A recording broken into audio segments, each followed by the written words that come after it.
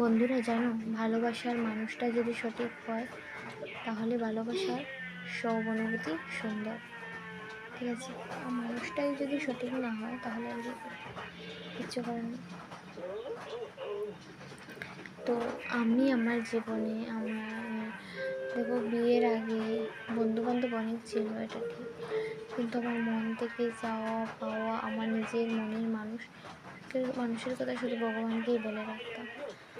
তো যখন বিয়ে হয়ে গেল, স্বামীর ঘরে আসলাম, তো আমি আমার ইচ্ছে মতো নিজে পছন্দ করে বিয়ে করিনি, মা বাবার পছন্দ অনুসারে আমার বিয়ে হয়েছে।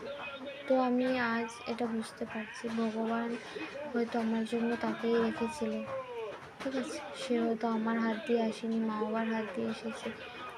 লাভ ম্যারেজ হয়নি, আমার অ্যারেঞ্জ ম্যারেজ হয়েছে। যাই হয়েছে, যে রাস্তায় হয়েছে, সেই একই জায়গায় গিয়েছি, ভালোবাসার মানুষকে পেয়েছি, নিজের মনের মতো কাউকে পেয়েছি, নিজে না চেয়েও পেয়েছি। এটা একটা ভাগ্য। ঠিক আছে, আর হয়তো ভগবান আমাদেরকে আগে থেকেই ঠিক করে রেখেছেন, তাই আমরা এক হয়েছি, এত বাধা বিঘ্ন পেরিয়ে, এত কিছু পেরিয়ে। ঠিক আছে, না চাইতে না জানতে কোথা থেকে কোথায় পৌঁছে গেলাম, কী থেকে কী হয়ে গেল, তাই না?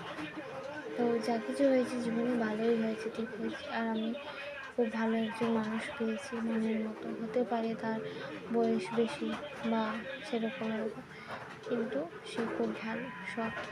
তো সে সবসময় তার জীবনে, আমার স্বামীর জীবনে আমি তার সব কিছু, তার জীবনে প্রথম এবং শেষ সব কিছু আমি, এবং আমার জীবনে ও। আর আমি ভগবানকে বলি, জন্ম জন্মান্তর ধরে যাই হয়ে যাক, যা কিছুই হয়ে যাক না কেন, আমাদের জীবনে যতই ঝড় বাধা বিপদ, যে পরিস্থিতি আসুক, যা কিছু আসুক, সব কিছু শেষে এবং সব কিছু শুরুতে হোক কিংবা শেষেই হোক, বা যেখানেই যাই হয়ে যাক আমাদের, আমরা যেন একজন আরেকজনের হয়েই জন্ম জন্মান্তর থাকি। আমাদের এই বন্ধন যেন অমর হয়ে থাকে। মরব তো অবশ্যই ঠিক, কিন্তু আমাদের আত্মার মরণ হবে না। আমাদের দুজনের আত্মা যেন একসাথে মিলেমিশে থাকে আজীবন। আর যখনই পৃথিবীতে আসবো, যে রূপেই আসবো, যেভাবেই আসবো, আমরা যেন একে অপরের হয়ে থাকতে পারি। ভগবানকে এটাই বলি, আমি আমার স্বামীকে নিজেকে সন্তুষ্ট রাখতে পারি, আর আমার স্বামীও যেন আমাকে নিয়ে সন্তুষ্ট থাকে, ভালো থাকে, খুশি থাকে। আমরা যেন কখনো একে অপরের কাছে থেকে অন্য কারো আশা করতে না হয়, একে অপরকে নিয়ে যাতে সর্বদা সুখে থাকতে পারি।